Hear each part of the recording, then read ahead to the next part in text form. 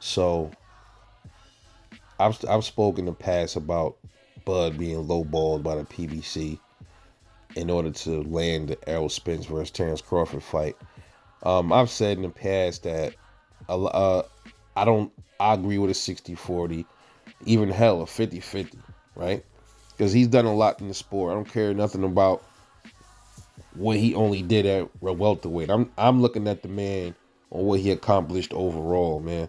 But these dudes that support Errol, they want to break it down and differentiate what he's done in the division and all this other stuff.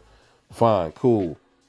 Now, even if 50-50 is not acceptable, 60-40 is. And there was talks of Errol saying, I'll fuck around and 70-30 him and 80-20. And then he came out and said he was just joking. Ain't nobody accepting no low ball offer. So that was Errol's words. So we should hold Errol true to that, right? We should hold him true to that. Errol is the boxer.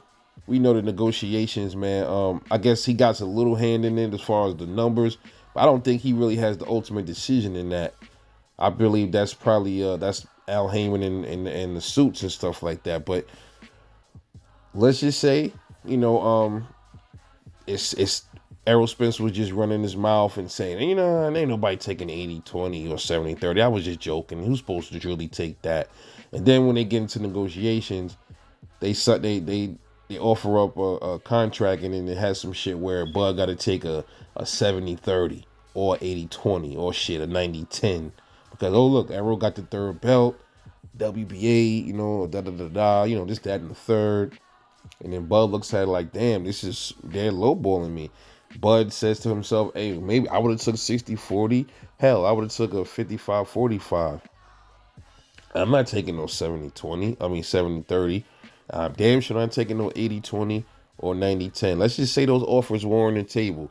Let's just say they had three options for Bud. Okay, you take 80-20, 70-30, 90-10. Now, to be real, I don't think a 90-10 is there. I think that's extremely disrespectful to Terence Crawford. I don't even think they would even go that low.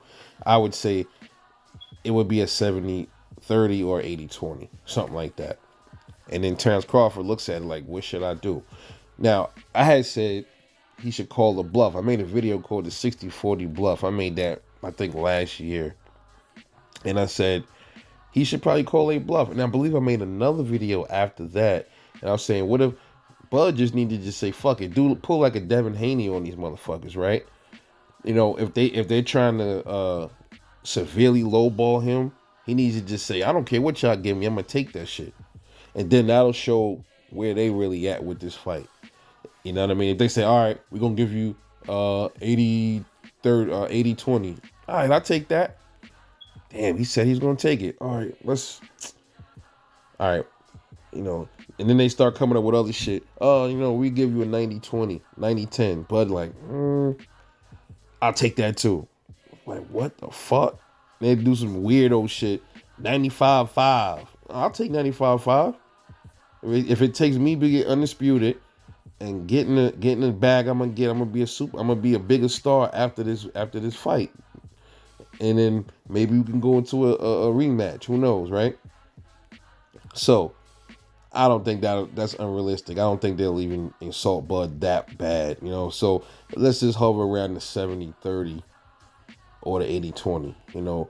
If they offered him, they chef that up on the plate and put it in front of Bud, should he take it? Should he take those low ball offers?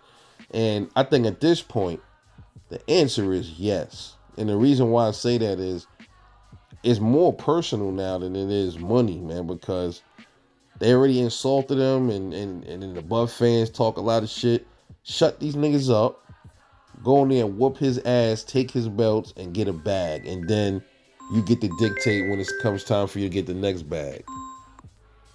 When it comes time for the next fight or something like that. If it's a rematch, or I don't think it'll be I don't think it's gonna be a trilogy or anything like that, or a rematch. And if it is a trilogy or something, it won't be at 147. It'll probably be at 154. But that'll be long down the road because you got a whole lot of other stuff at 154 that needs to be shaped out. So I don't see that happening, man. I don't see it being a trilogy. more realistically, I can see a rematch before a trilogy, But do you guys think he should take Terence Crawford at this point?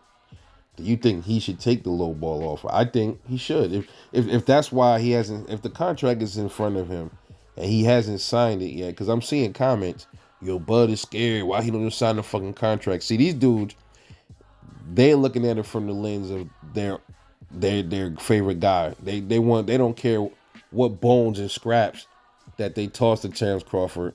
They just want Bud to just sign the ink and don't give a shit what he get, because they just want to see Errol fight and Errol win and come out on top with with the money. They don't care about nothing else. That's what they care about. Now, from my standpoint, I do actually care about what Terence Crawford gets. I don't want him to be lowballed because he's done a lot in the sport. He's becoming a Hall of Famer. He's been undisputed before. He's knocked everybody out at welterweight. He has a belt at welterweight. That shit, you telling me that don't mean nothing? That don't count for nothing? Bullshit. So he should get a good portion of the shares, man, of the splits.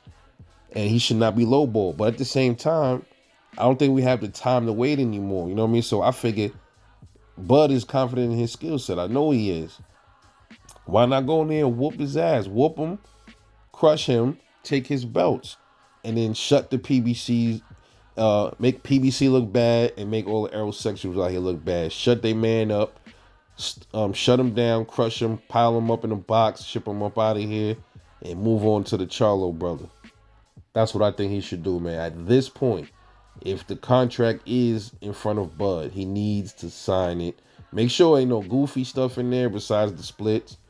But after that, sign that shit, bro. Let's get this party started.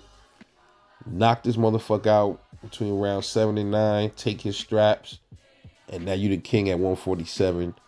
If you want to defend against Boots or somebody like that, cool. If not, drop the belts, move up to 154, and go whoop Jamel Charlo ass. It's like that, and become great up there too. Because I think that's what's gonna happen. I can feel it. I think that's what's gonna happen, man. We will see, but I want to know what y'all think. Should Terence Crawford at this point accept a low ball offer from Errol Spence and PBC? Let me know what you think, man. Drop a comment below. Like and subscribe and share. This is Rebel Life Boxing. Stay tuned for more raw content. I'm going to catch y'all later.